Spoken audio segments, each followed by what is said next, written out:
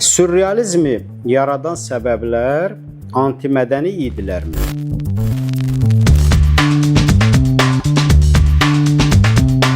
Hegel deyirdi ki, heyvan ancaq dəlilik təcrübəsi ilə insana çevrilir. Bu cür təcrübələrin nəticəsi olaraq yaranan sürrealizm sənət cərəyanı olmaqdan ziyadə ictimai-siyasi bir hərəkat olaraq iki dünya müharibəsinin dağ basdığı, çeynəyib xurd-xəşil etdiyi Avropa düşüncəsində ağlın ağalığına qarşı yeni bir dəlilik növü kimi ortaya çıxdı.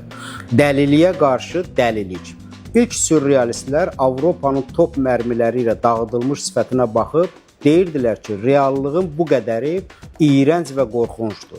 Ona biraz xəyal, biraz yuxu qatmaq lazımdır. Sürrealizm bu istəyə uyğun olaraq reallıqla irreallığın, gerçəkliklə yuxunun bir-birinə qarışdırılmasına sənətdə cəhd idi. Sürrealizm iki müharibənin partlayışı ilə yuxusu qaçmış Avropanın yuxuya olan ehtiyacının ifadəsi kimi meydana gəldi və fransız şair André Bretonun başçılıq etdiyi yaradıcı qrupun manifestində müharibə realizmlə, millətçi sosializmə nifrət püskürdü. Bu elə bir dövr idi ki, Avropanın düşünən başına dalbadal iki dünya müharibəsinin zərbələri dəymişdi. Qitə mənəvi psixoloji nokaut bayğınlığı içində idi. Ənənəvi adiliklər belə tanınmaz şəkilə düşmüşdü.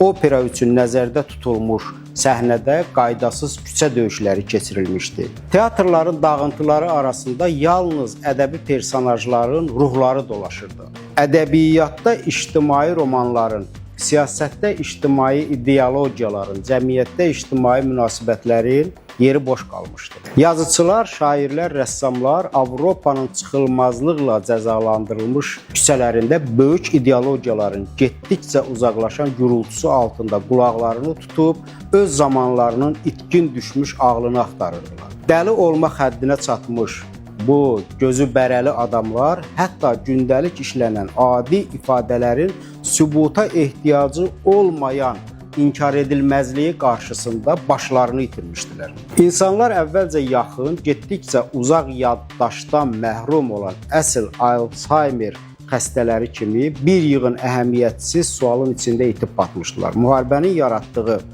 kütləvi psixoz Avropanın bütün xatirələrini dağıtdığı üçün qitə intellektualları uşaq kimi hər şey haqqında yalnız suallarla düşünə bilirdilər. Necə olmuşdu ki, xaos heç kimə aman vermədən bu qədər böyümüşdü.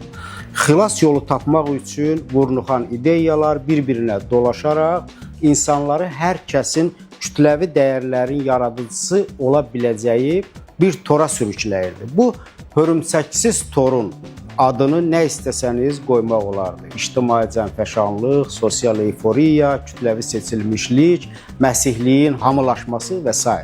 Gündəlik fərdi yanaşmaların kollektiv həqiqətlərə çevrilmə şansı qaçılmaz idi. Sürrealizm top mərmisinin dağıtdığı insan kəlləsindən küçələrə axan kollektiv təhdər şuurun görüntüsü idi. Gücə təslim olmaq istəməyən gözəllik sir sifətinə palçıq yaxıb özünü eybəcərləşdirmişdi. Sənət bu sürreal eybəcərliyin altındakı idi.